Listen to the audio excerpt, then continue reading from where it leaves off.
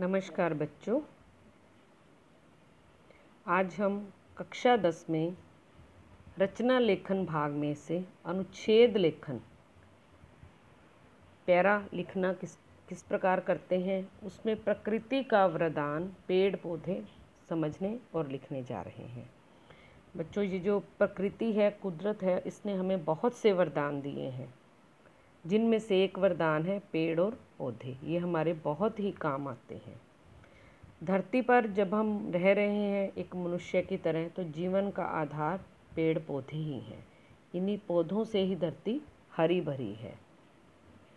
प्रकृति ने हमें बहुत से वरदान दिए हैं, जैसे नदियाँ, पहाड़, जंगल, पेड़ पौधे इत्यादि। ये सब हमारे लिए बहुत ही लाभदायक है, हमें फ़ायदा देते हैं। पेड़ पौधे पृथ्वी के जीवन का एक हिस्सा और पार्सल है। पेड़ों का जीवन में बहुत महत्व है। वास्तव में तो ये हमारे सच्चे साथी हैं। हमारे आसपास हम कई प्रकार के पेड़ पौधे देखते हैं, जैसे नीम, बरगद, तुलसी के पेड़ आम ही घरों में हमने देखे होंगे। पीपल के पेड़ की तरह नीम, बरगद और तुलसी के पेड़ भी अधिक मात्रा में ऑक्सीजन देते हैं, और बरगद, तुलसी के पेड़ एक दिन में 20 घंटे से ज़्यादा समय तक ऑक्सीजन का निर्माण करते हैं। ये घने वृक्ष जो खिले होते हैं फूलों के साथ, वर्षा लाने में भी सहायक होते हैं और धरती की उपजाऊ शक्ति को भी बढ़ाते हैं, क्योंकि ये धरती को नीचे से जड़ों में बांध कर रखते हैं। हमें जीने के लिए, सांस लेने के लिए ऑक्सीजन की आवश्यकता होती है। वृक्ष हमें ऑक्सीजन देते हैं और कार्बन डाइऑक्साइड को अवशोषित कर लेते हैं, अर्थात खींच लेते हैं। पीपल का वृक्ष आपने बड़ी स्थानों पर ही देखा होगा। तो ये जो वृक्ष है, इसका विस्तार, फैलाव और ऊंचाई अधिक होती है। इस पेड़ के साथ कई धार्मिक भावनाएं भी जुड़ी हैं। बताया जाता है कि पीपल का पेड़ ही ऐसा है जो रात में ऑक्सीजन देता है। पीपल का पेड़ और पेड़ों के मुकाबले ज़्यादा ऑक्सीजन देता है। लगभग 24 घंटे में 22 घंटे से भी ज़्यादा समय यह ऑक्सीजन देता है। गर्मियों के दौरान हमें शांत छाया की पेशकश करते हैं ये पौधे।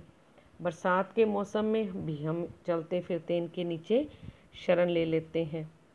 वे भूख शरण को रोकते हैं। भूख क्या होती है? मिट्टी को टूटने से, भूमि कटाव को रोकते हैं और हमें प्रदूषण से भी बचाते हैं। इस प्रकार पेड़ पारिस्थितिक संतुलन भी बनाए रखते हैं। परिस्थिति का संतुलन, पेड़ों के कारण ही बादल आते हैं, वर्षा होती है और वातावरण स्वच्छ हो जाता है। पेड़ों के ऊपर रंग बिरंगे खुशबूदार फूलों से हमें अच्छा लगता है। ये वातावरण से दुर्गंध लेते हैं और हमें सुगंध, मीठी मीठी खुशबू देते हैं। वृक्षों से हमें लकड़ी, घास, गोंद, resin, rubber, fibre, silk, tannin, latex, हड्डी, बांस, केन, कत्था, सुपारी, तेल, रंग, फल, फूल, बीज और कई प्रकार की औषधियाँ भी प्राप्त होती हैं। ये हमारे लिए बहुत लाभदायक चीज़ें हैं।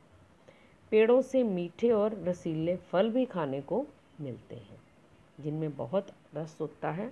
फलों का राजा आम है ना, मीठा मीठा। और भी कई फल होते हैं जो आप तस्वीर में देख रहे हो। ये सारे फल हमें पेड़ पौधों से ही प्राप्त होते हैं।